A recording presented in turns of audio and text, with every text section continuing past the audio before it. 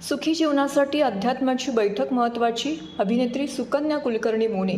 आजच्या धकाधकीच्या जीवनात आरोग्यासाठी आहाराबरोबरच मानसिक शांती कशी मिळेल याकडे लक्ष देणं गरजेचं आहे. यासाठी अध्यात्माची बैठक खूप महत्त्वाची आहे. मनाने शांत राहून समतोलपणे विचार करून आलेल्या प्रत्येक संकटांना धैर्याने तोंड देऊन जीवन सुखी होऊ शकते, असा मंत्र अभिनेत्री सुकन्या कुलकर्णी मोने यांनी महिलांना दिला.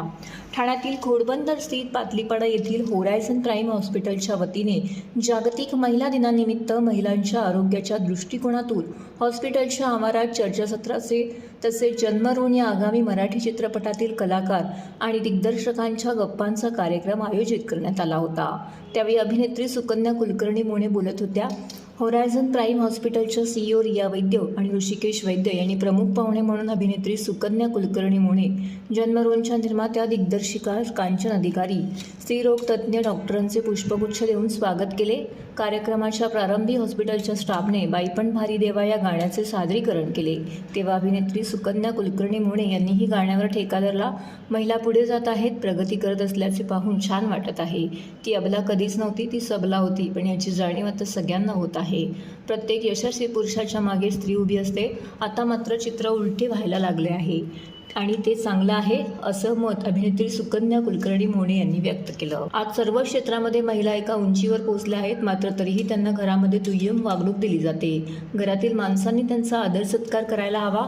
तसेच जोपर्यंत महिलांवरील अत्याचाराचे प्रमाण कमी होत नाही आणि त्यातून महिलांची सुटका होत नाही, तोपर्यंत खऱ्या अर्थाने महिला दिन साजरा करण्यासाठी सज्ज झालो आहोत असं मला वाटत नाही, अशी खंत निर्मात्या दिग्दर्शिका कांचन अधिकारी यांनी व्यक्त केली. खूप छान वाटतंय की महिला खूप पुढे जातात, प्रगती करतायत आणि ती अबला कधीच नव्हती, ती सबला होती, पण याची जाणीव आत्ता सगळ्यांना व्हायला लागली आहे. आणि असं म्हणतात ना की प्रत्येक यशस्वी पुरुषाच्या मागे स्त्री उभी असते. तसं आता थोडं उलटं चित्र व्हायला लागलेलं आहे आणि ते चांगलं आहे. यशस्वी स्त्रीच्या मागे एक पुरुष उभा असतो. आणखी खूप छान वाटतं. वेगवेगळ्या क्षेत्रामध्ये आज बायका पुढे जात आहेत, आपलं काम करतात, अविरतपणे काम करतायत आणि त्याचप्रमाणे घर संसारही आपला करतायत.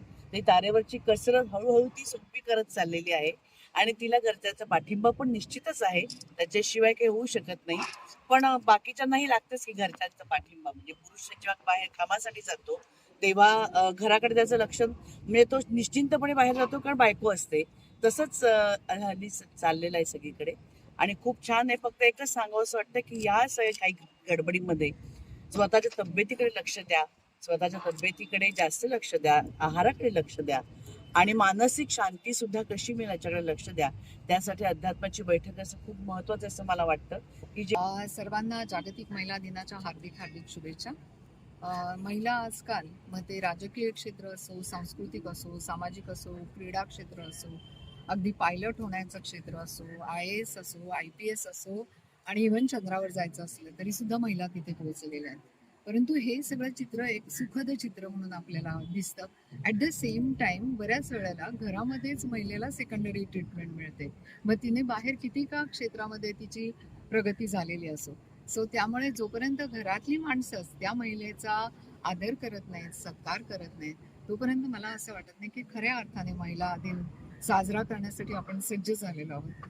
येस, आज आपण होरायझन हॉस्पिटलमध्ये जागतिक महिला दिनाच्या निमित्ताने हा कार्यक्रम ठेवला आहे आणि इकडे आपण आमच्याकडे इम्पॅनल्ड असलेले सगळे गायनेकोलॉजिस्ट बोलवले आहेत आणि इथे आम्ही महिलांमध्ये जे कॉमन हेल्थ प्रॉब्लेम्स आहेत आजकालच्या जनरेशनमध्ये जे आम्हाला अगेन अँड अगेन आढळून येतात, म्हणजे PCOD, आता breast cancer, cervical cancer, infertility, असे हे जे हेल्थ इश्यूज आहेत ज्यांच्याबद्दल खूप महत्त्वाची माहिती साध्या आणि सोप्या शब्दात आपल्या सगळ्या डॉक्टरांनी सगळ्यांना कळेल असं की त्याचे सिम्पटम्स काय असतात, त्याच्यावर काय ट्रीटमेंट घेतली पाहिजे, लवकरात लवकर कसं डायग्नोज केलं पाहिजे, त्याचं हेरिडिटरी ते असतं का आणि तऱ्हेचे त्या संबंधीचे क्वेश्चन्सची डॉक्टरांनी खूप छान माहिती आपल्याला दिलेली आहे.